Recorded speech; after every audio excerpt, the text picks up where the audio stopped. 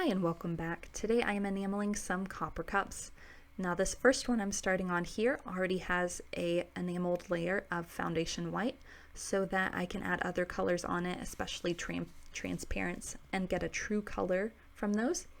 Some of the other colors will react, such as the transparents like I mentioned. Also some of the opaques will react with the copper and kind of give it a gray tone.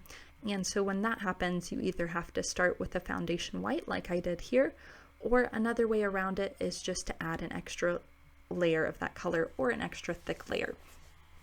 So you'll notice that one of the things I was running into with these cups is because they are cylindrical, that it was hard getting them to hold very much enamel on them. So I was using clear fire. That's kind of like a wet medium that's kind of like a hairspray when it's applied, that just holds the enamel on there so that it can not fall off. But once the piece is dried for a little bit, it's ready to go in the kiln, and the temperature is about 1450 degrees, and depending on the piece, my cups were going in for about 5 to 6 minutes, I would say. Smaller pieces take considerably less amount of time. So you'll see I go through cleaning my cups, and you'll see this a little later on in this video as well, and I will explain it more in detail as well. But these pieces, after they come out of the kiln, they have to come off of the trivet, just in case there is any little bits of enamel stuck on there. You don't want it sticking to the trivet. Now the trivets are stainless steel wire mesh, and so the enamels don't normally stick to it, but if it starts to drip off in certain areas and then cool, it will adhere to a degree. So on this next cup, I am going for a mix of reds and oranges, and I'm applying them all in one coat basically. I've started by applying like an orange in one section, and then a red in another section, and a different color. So each of them just had a different color on there. I think it's 3 or 4 colors on the base coat. And then I'm just using a tiny little sifter there to come along and add spots of color throughout it, trying to give it a bit of vibrancy and some fluctuation in the textures and the colors underneath there. Another thing I ran into when working on enameling these cups is that they have a rim on them, and so it was a little tricky trying to keep the rim clean throughout the process, especially when I went along and set it on the wire mesh afterwards. It would seem like the enamel kind of fell off and would settle on the rim.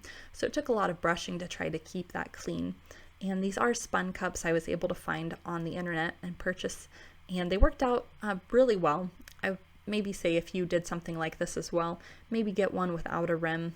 It would make it a little easier to not have to worry about trying to keep that rim so meticulously clean, as it was a little difficult. But I just showed you the amount of scale that comes off on the raw side of the copper when it comes out of the kiln.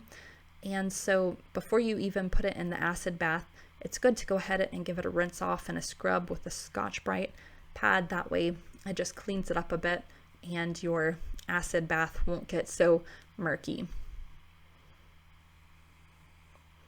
Here I'm showing you using an alendrum stone, and that's just used to clean off the glass. It scrapes it off. It's kind of like a grinding stone maybe, and it's used a lot with enamelists, and it does a pretty good job of getting things clean. You do have to keep the stone and the piece wet, so that way it prevents stress to the enamel itself, and that way the glass doesn't crack.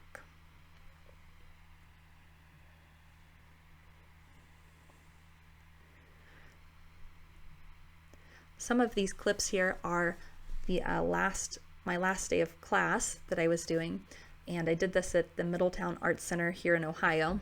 And the teacher, Jean Vance, we had taken a class at her house, and then she had also taught this enameling class in public as well, just at the art center.